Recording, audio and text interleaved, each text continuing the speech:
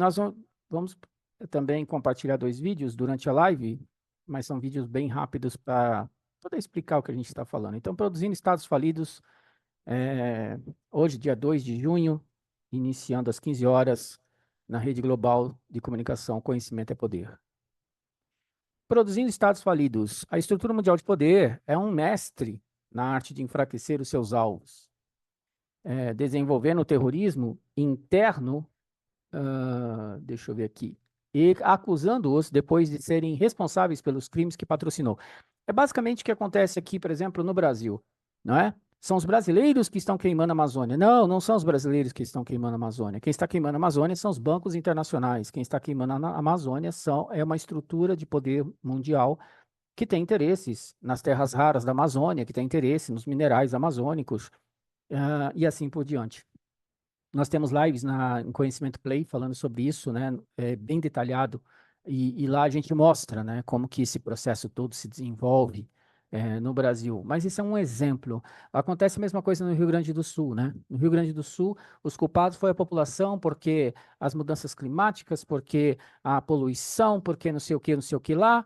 Em nenhum momento eles falam que tinham 20 barragens para romper, em nenhum momento eles acusam os prefeitos omissos, ninguém acusa a mídia omissa, ninguém acusa as Forças Armadas que estavam lá e não deixavam os barcos entrar na água, que depois culpou a prefeitura, que não tinha a ver com isso, mas também tinha a ver, porque eles são parte do processo. Então, quer dizer, é assim que funciona o sistema, todo mundo sabe, né? Eles fazem as coisas e a gente é ocupado e é natural que seja assim, isso é mundial. Então, isso não é uma coisa exclusiva do Brasil, isso acontece no mundo todo. Esse método permite tanto justificar uma intervenção militar como realizá-la sem riscos. Tá vendo? O padrão bem estabelecido é hoje aplicado na Síria, Brasil, Irã e outros diversos países. Por quê? Porque as guerras são híbridas e elas são feitas de formas diferentes em cada região do mundo. Então, obviamente, que no Brasil não vai ser igual na Síria, né? Aqui a metodologia vai ser outra e assim por diante.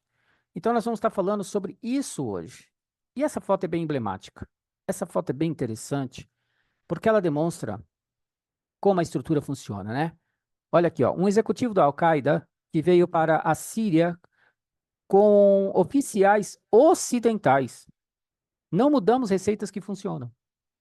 E as pessoas acham que não, que as Forças Armadas estão ali com hino, pátria, bandeira, toda essa besteira, achando que está ali para salvar eles. Bom, a gente teve um caso no Rio Grande do Sul, né? Na segunda-feira, os militares impedem que os barcos sem motor entrem na água para salvar vidas, e na quarta-feira a culpada é a prefeitura.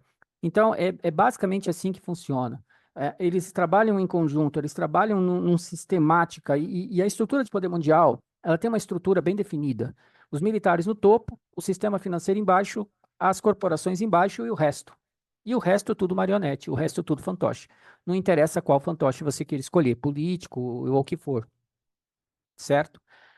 Durante a Guerra do Vietnã, por exemplo, acima da entrada de uma base dos Estados Unidos, podíamos ler: matar é o nosso negócio, e os negócios são bons.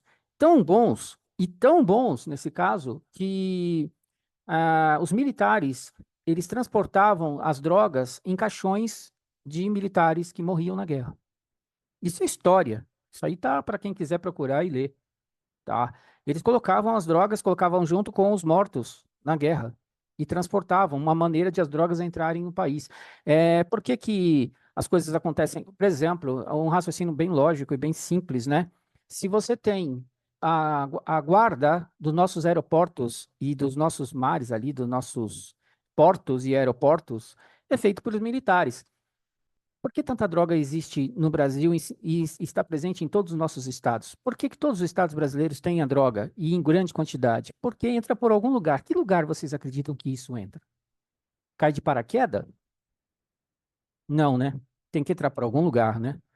E esses lugares, as coisas entram, mas se você tentar passar com alguma coisa, você civil, tentar passar com alguma coisa ilegal ou alguma coisa suspeita, você vai ser detido na hora.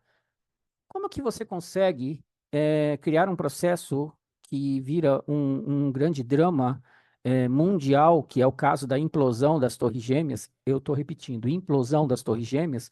Como que aquilo se transforma no que se transformou?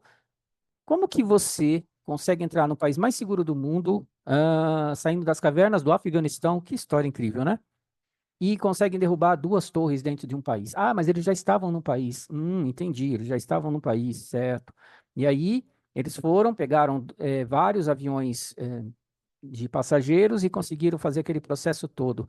Muita coisa não é contada nessas histórias, sabe? A gente tem aqui lives sobre essa história e a gente mostra todos em detalhe, né? Como que a coisa toda foi operada, né? Desde a CNN, que era do irmão do Bush, desde da seguradora, que era do irmão do Bush, e tudo aqueles processos que ocorreram naquele dia, onde o ouro sumiu e assim por diante, um prédio que não tinha nada a ver também desabou, e assim por diante.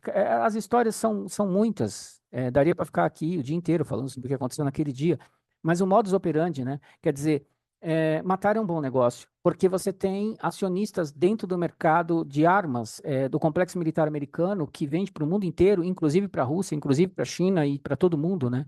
Então, realmente matar é um bom negócio, né? Você foi no Iraque e matou 500 mil, você está na Síria e mata 1 milhão, você está no Afeganistão e mata 1 milhão.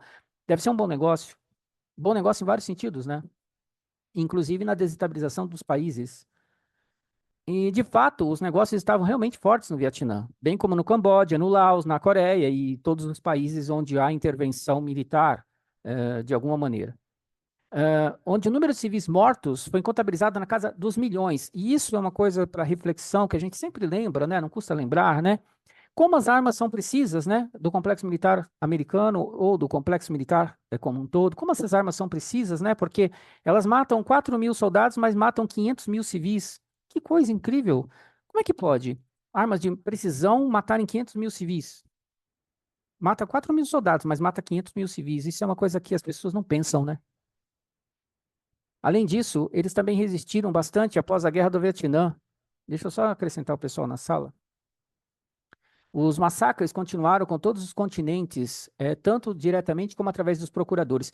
E quando você vai observar isso nos detalhes, né, quando você amplia o espectro, né? A presença militar é tão forte e é tão presente e é tão clara que as pessoas realmente elas têm que estar muito doutrinadas para não enxergar isso. E é o que a maioria da população está, doutrinada. Então, a bandeira, hino, pátria, né? Não deixa elas enxergarem que quem joga as bombas são os militares, quem mata as pessoas nas grandes quantidades, os militares, em grandes conflitos, em grandes guerras.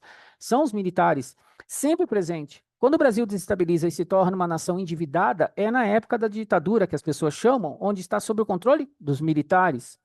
E o Brasil alguma vez ficou longe do controle dos militares? Nunca. Continua sobre o espectro dos militares. Lula foi treinado e formado pelos militares, mas assim como Bolsonaro também era militar. E se as pessoas não prestam atenção nisso, elas não entendem isso. Que não existe azuis e vermelhos, que a polarização é feita por uma estrutura de poder que quer que as pessoas estejam divididas o tempo todo, para que é mais fácil de conquistar, né? A opinião da rede nesse aspecto, representantes, grupos paramilitares ou mercenários treinados, armados, financiados e apoiados ou liderados por uma ou mais grandes potências para desestabilizar um país-alvo. Para vocês terem uma ideia, nós fizemos, tá aqui, olha, essa é a live, tá? Vocês podem entrar em Conhecimento Play. Nós não colocamos essa live, não está lá, porque 500 vídeos ainda não subiram. A gente vai ter que subir esses primeiros 500 vídeos da rede. O que está acontecendo na Síria? Para vocês terem uma base, a Síria, até agora, continua sendo desestabilizada e destruída, né? Mas a Síria, quando o processo começou em 2011, 27 países apoiaram a desestabilização e destruição da Síria. 27 países, entre eles Israel, Bulgária, não é? A República Tcheca, quem mais? A gente pode citar um monte, né? A Arábia Saudita, Emirados Árabes, a Uzbequistão, quem mais? Eu não vou conseguir lembrar as 27, né? São muitas as nações. E, é claro, obviamente, lideradas todas pelos Estados Unidos, na formação desses grupos que inclusive financiando, por exemplo, a Al-Nusra para esses processos, ou seja, financiando grupos terroristas, como financiou a Al-Qaeda, e esses grupos terroristas são todos eles formados pelos militares. Tá? Esses grupos terroristas eles são extensões dos grupos militares. Os paramilitares ou também os mercenários são todas extensões dos militares, porque grande parte dos mercenários, todo mundo sabe ver filme, né? As pessoas que vê filme aí sabem, não vê? Todos os mercenários normalmente e naturalmente vêm dos militares. Os paramilitares já está falando, vêm dos militares. Então, você veja que, e os grupos financiados, como o Academy e também os Wagners, militares.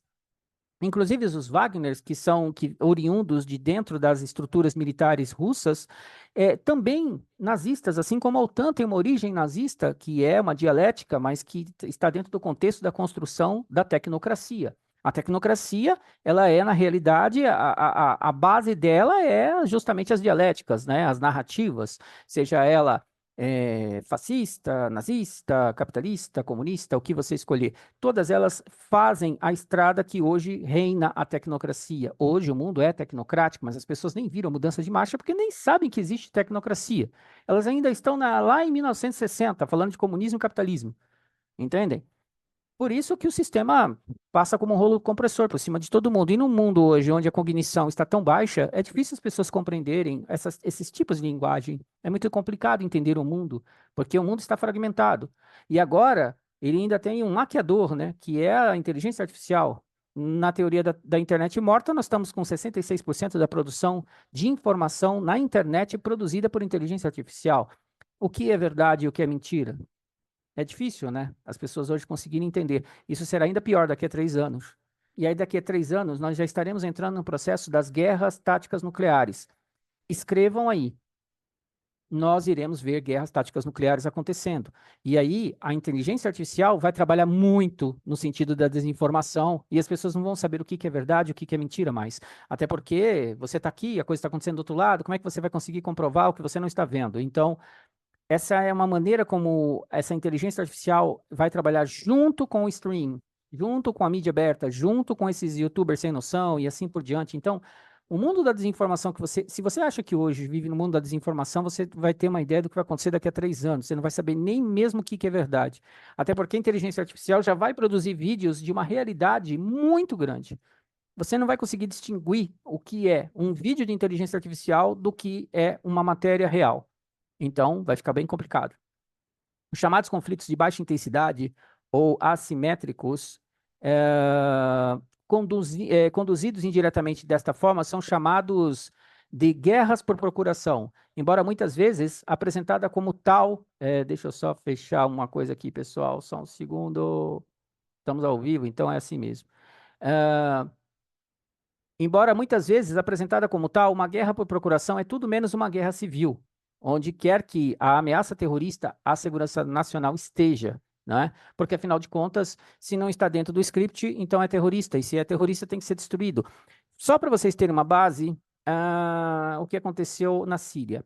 Nós temos um vídeo em Conhecimento Play, que é um documentário, onde a população civil se revoltou com o que os militares estavam fazendo, militares sírios, do próprio país, esquartejando crianças e mandando para os pais, para que os pais parassem com a resistência. O que que isso levou a acontecer? Levou à criação do Grupo pela Libertação da Síria, né? E esse grupo, ele começou a combater as forças militares sírias. E aí, o que que aconteceu? A estrutura de poder falou o seguinte: não, os militares não podem ter a sua imagem arranhada, as pessoas têm que continuar idolatrando os militares. Tem que continuar idolatrando a bandeira. Então vamos tirar esses caras de cena. O que que aconteceu? Entra a Al-Qaeda na jogada. E aí a Al-Qaeda começa a combater com esse grupo de libertação da Síria, formado por pessoas que estavam revoltadas com o que os militares dentro do país estavam fazendo com seus filhos. Entendem? Olha como as coisas funcionam. Então, o que que aconteceu com o grupo de libertação da Síria? Virou alvo porque virou terrorista. Eles eram então terroristas agora, eles estavam contra o Estado, então eles tinham que ser eliminados. Percebem como a coisa funciona?